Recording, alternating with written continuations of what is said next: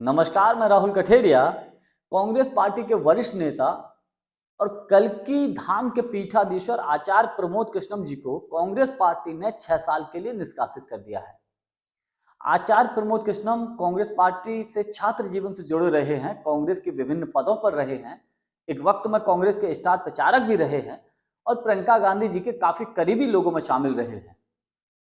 तो ऐसे में कांग्रेस पार्टी ने आचार्य प्रमोद कृष्णम को निकाल दिया है। तो अब गोदी मीडिया के लोग इस खबर को ऐसे बोल रहे हैं कि साहब आचार्य प्रमोद कृष्णम को कांग्रेस ने इसलिए निकाला है क्योंकि आचार्य प्रमोद कृष्णम अभी हाल ही में राम मंदिर की मूर्ति की प्राण प्रतिष्ठा कार्यक्रम में शामिल होने के लिए गए थे।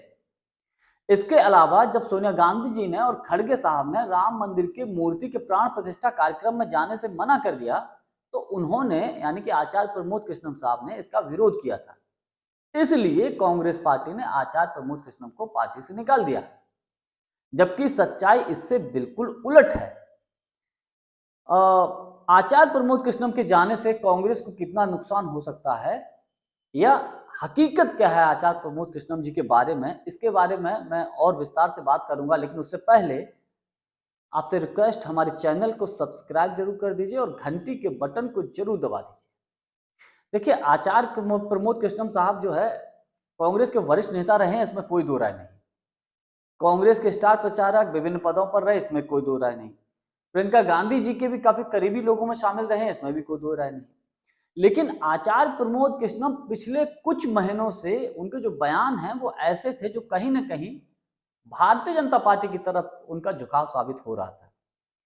और अभी हाल ही में आचार्य प्रमोद कृष्णम प्रधानमंत्री मोदी जी से मुलाकात करने के लिए गए थे, क्योंकि संभल जिले में जहां उनका कल्की धाम का जो मंदिर बन रहा है, मंदिर के शिलान्यास के लिए प्रधानमंत्री मोदी जी को निमंत्रण देने के लिए गए थे। मुख्यमंत्री उत्तर प्रदेश योगी आदित्यनाथ जी को निमंत्रण देने के लिए गए थे, स्मृति ईरानी जी को निमंत्रण देने के लिए गए थे। तो कई दिनों से ये देखा जा रहा था आचार्य जी का भारतीय जनता पार्टी के नेताओं से झुकाव कुछ ज्यादा ही हो रहा था। इसके अलावा चलो इसको भी अगर एक साइड में रख दिया जाए, आचार्य प्रमोद कृष्णम जब तब ऐसे बयान देते हैं जिससे कांग्रेस पार्टी ही असहज स्थिति में हो जाती है। यानी कि उनके कई बयान ऐसे हैं जो कांग्रेस पार्टी के नेताओं के ऊपर ही होते हैं। उदाहरण के तौर पर मैं आपको बताता हूं, राजस्थान में जब अशोक गहलोत और सचिन पायलट जी के बीच सब कुछ ठीक नहीं था, उस वक्त आचार्य प्रमोद कृष्णम जी खुलकर सचिन पायलट जी की पैरवी करते थे। देखिए, ऐसे वक्त में जब दो लोगों में विवाद हो तो चाहिए ये कि दोनों में किसी प्रकार से समझौता करा दिया जाए। लेकिन आचार्य प्रमोद कृष्णम जी सचिन पायलट को बैकडोर से पीछे से पुश कर देते थे। उससे क्या होता था, विवाद और ज्यादा भड़कने के चांस रहता थे। तो इसका लाभ भारतीय जनता पार्टी को इनडायरेक्टली मिला और जिसका नतीजा सबने देखा कि किस प्रकार से राजस्थान में इस बार सरकार कमबैक कर भी सकती थी, लेकिन कांग्रेस वहां पर हार गई। तो अक्सर कर और कांग्रेस के कई नेताओं के बारे में तो आचार्य जी जो है, आचार्य प्रमोद कृष्णम जी चांडाल चौकड़ी भी बोल देते हैं कि कांग्रेस के भीतर चांडाल चौकड़ी है और एक ऐसा धड़ा है जो वामपंथी विचारधारा को सपोर्ट करता है। कांग्रेस के भीतर ऐसे लोग हैं जो हिंदू विरोधी हैं, सनातनी विरोधी हैं, ये कांग्रेस को बर्बाद कर देंगे और तमाम इस प्रकार के बयान देते रहते हैं, जिससे कांग्रेस के आगे असहज की स्थिति पैदा हो जाती है। इससे पहले आचार्य प्रमोद कृष्णम साहब 2 बार लोकसभा का चुनाव लड़ चुके हैं।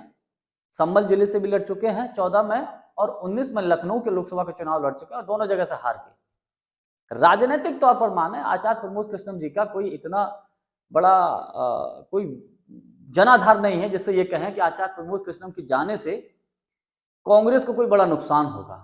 लेकिन गोदी मीडिया के लोग और भारतीय जनता पार्टी के लोग इसको ऐसे प्रसारित कर रहे हैं कि साहब राम मंदिर में जाने की वजह से उनको निकाल दिया गया, जबकि सच्चाई इसके उलट है। आचार्य प्रमोद कृष्णम के बयानों की वजह से इनडायरेक्टली बीजेपी को फायदा होता था।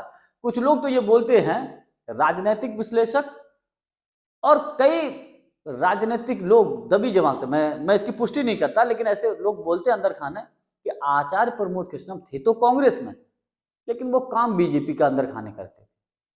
अब इस बात में कितनी सच्चाई मैं ये नहीं बोल सकता। आज के लिए बस इतना ही। बहुत बहुत धन्यवाद। नमस्कार।